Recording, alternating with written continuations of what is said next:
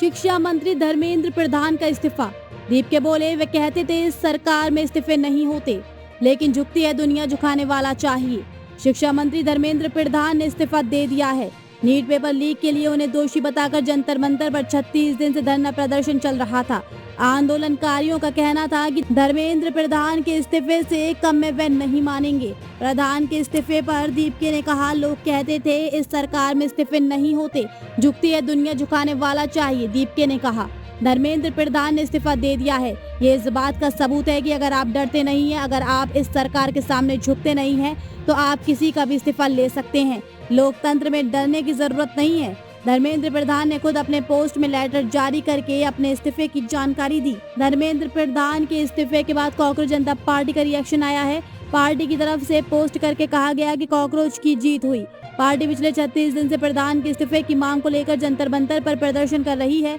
सामाजिक कार्यकर्ता सोनम वांगचुक ने भी प्रधान के इस्तीफे के लिए यहां भूख हड़ताल की। शुक्रवार रात नीट पेपर लीक मामले में नेशनल टेस्टिंग एजेंसी एनटीए ने 47 अधिकारियों को बर्खास्त किए गए थे। बर्खास्त अधिकारियों के खिलाफ क्रिमिनल केस दर्ज करने की बात भी कही गई।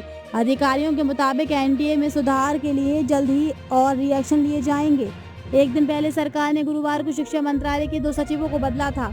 अधिकारियों के अनुसार आउटसोर्सिंग व्यवस्था में बदलाव किया जाए और संस्था में तकनीकी सुधार लागू किए जाएंगे ताकि परीक्षाओं को पूरी तरह सुरक्षित किया जा सके। इसके अलावा ऐसा टेस्टिंग सिस्टम तैयार किया जा सके जिसमें पेपर लीक की गुंजाइश ना हो। एनटीए 4 वरिष्ठ जनरल मैनेजर और यूपीएससी के प्रतिभा सेतु पोर्टल के जरिए 16 यंग प्रोफेशनल्स नियुक्त करेगा। 3 मई 2026 को ही नीट यूजी 2026 परीक्षा का पेपर लीक हुआ। सरकार और एनटीए ने नीट यूजी 2026 परीक्षा रद्द कर दी और दोबारा परीक्षा कराई। इस दौरान देश भर में कई छात्रों ने सुसाइड किया। पेपर लीक को लेकर दिल्ली के जंतर मंतर पर 1 महीने से कॉकरोच जनता पार्टी प्रदर्शन कर रही है। सोनम वांगचुक ने 26 दिन तक अनशन की और संसद में सांसद हंगामा कर रहे हैं। फिलहाल मामले की जांच सीबीआई कर रही है। इसमें महाराष्ट्र, राजस्थान, दिल्ली समेत कई राज्यों में पड़ताल हुई। अब तक 13 आरोपी पकड़े गए हैं। सीबीआई जल्दी चार्जशीट फाइल कर सकती है। जून 2024 तक पेपर लीक के लिए कोई एक सेंट्रल कानून नहीं था। धोखाधड़ी, आपराधिक साजिश और जालसाजी जैसी धाराओं में मुकदमा दर्ज होता था। इनमें जमानत की कोई सख्त शर्तें नहीं है।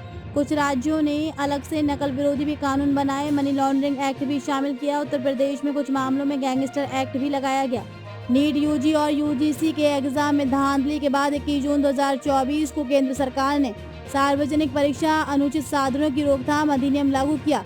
इसमें पेपर लीक, मदद करना, गलत तरीके से ओएमआर शीट हासिल करना, नकल करवाना, एग्जाम से जुड़ी फर्जी वेबसाइट बनाने या परीक्षा को धमकी को सजा के दायरे लाया गया। ये सभी अपराध गैर जमानती है। इनमें 2 कैटेगरी में सजा का प्रावधान है। पहला, पेपर लीक वगैरह करने पर 3 से 5 साल की सजा और 10 लाख तक का जुर्माना हो सकता है। दूसरा, एग्जाम करवाने वाली संस्था या एजेंसी के डायरेक्टर या मैनेजमेंट के ऑफिसर्स ने कोई अपराध किया तो 3 से 10 साल तक की जेल और 1 करोड़ का जुर्माना हो सकता है।